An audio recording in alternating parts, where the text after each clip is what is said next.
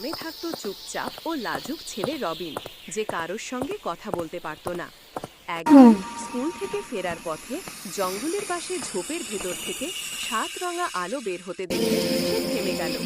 আর আলো থেকে বেরিয়ে এলো রংধনু রঙের ছোট তোতা পাখি পিপো, যে নরম গলায় বলল সে হারিয়ে গেছে এবং তার জাদু কমে যাচ্ছে। রবিন অবাক হয়ে প্রথমবার এত কথা বলল, আর সেই দিন থেকেই পিপোর সঙ্গে তার বন্ধুত্ব শুরু হলো।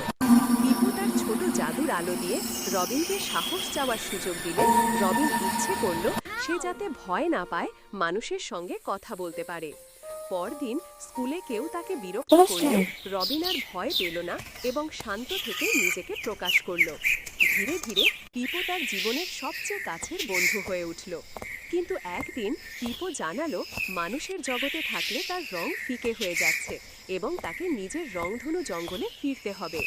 রবিনের মন ভেঙে গেল, তবুও সে পিপোকে জঙ্গলে ঘুরিয়ে রংধনুর পথ পর্যন্ত এগিয়ে দিল। পিপো বিদায়ের আগে রবিনের বুকে একটুখানি আলো রেখে বলল, সাহস এখন তোমার ভেতরেই আছে।